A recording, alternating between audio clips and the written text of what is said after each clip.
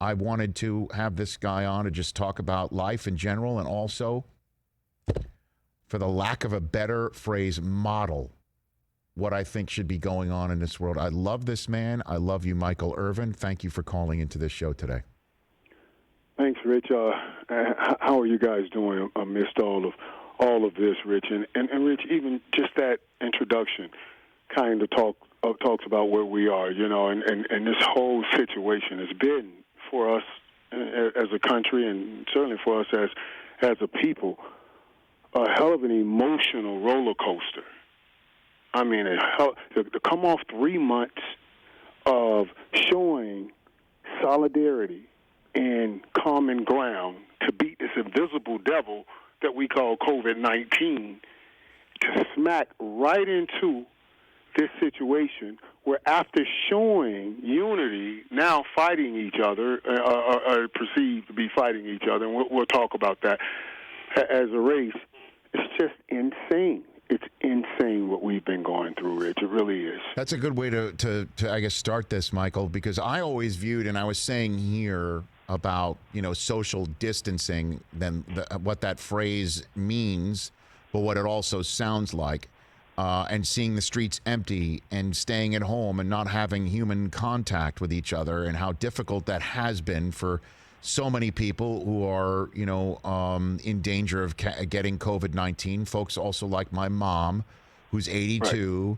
right. Lost her husband of 50 plus years just at the outset of this, and being alone, and how difficult that is for so many people.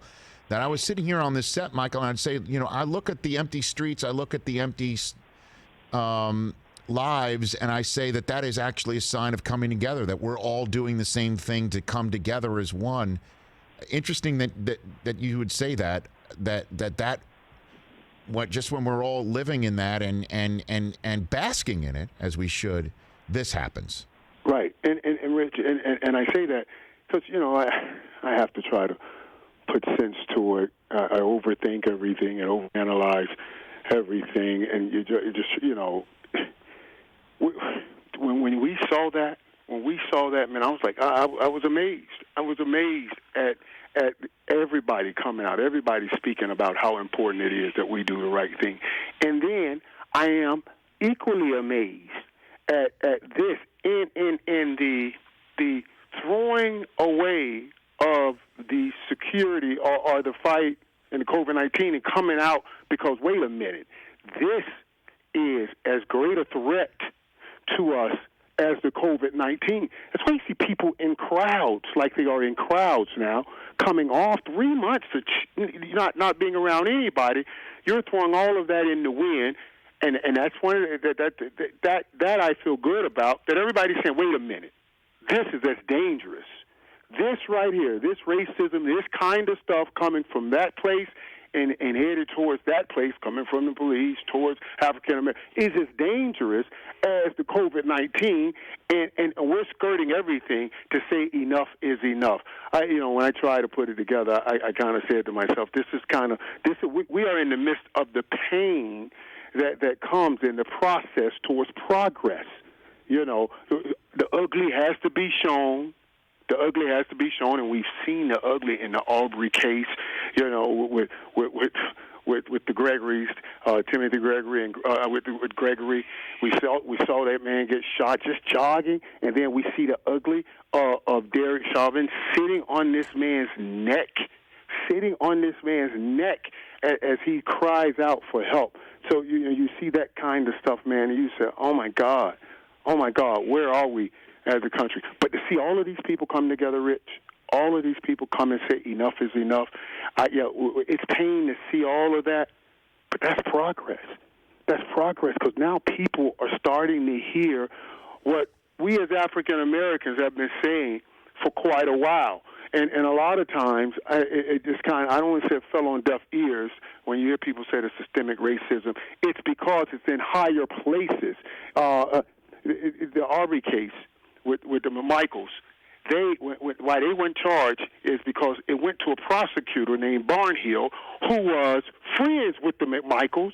He had to recuse himself, and as he recused himself, he left a letter to the next prosecutor to say, I don't think they did anything wrong. You see what I'm saying? We get the issues that happen on the street because they know they're protected by some people that are not clean in thought and not clean and right in higher positions that will protect them. We can't just get the police officers without getting those higher people that have been protecting them out before we go forward. Michael Irvin here on the Rich Eisen Show. What do you want people to know, Michael? I'm just going to just a very hugely open-ended question, but you know, Rich, basically what I just stated. I want us to understand. Yeah, we're in pain now, but there's been great progress, and we're going to see more progress. Now, things will start changing. And to that, I have to thank all of the other people that are not people of color that were in the fight before. And now I have to thank all of the other people that are not people of color that have said, wait a minute, and have started joining the fight, and that's what we're seeing in the streets of all of these cities. We're seeing all of these people say, hey, how can I be a human and see this and be okay with this? And this is not right. So I thank them for coming out. And that touches me also, Rich. That's why I had to send all of you guys that text. And I don't mind, I'll share this here, because we see all of that.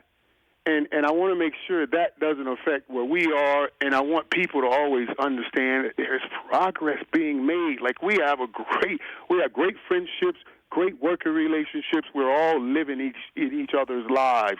And I sent that text to all the people that I work with just to say, hey, thank you. It has been crystallized with all that's going on in this country right now, how blessed I am to be walking my life out and working with men, such great men of great character and great heart, because we see the other people are out there too. The other people are out there. And I just wanted you guys to know how much I appreciate who you are. But we got to get those other people out there out of here.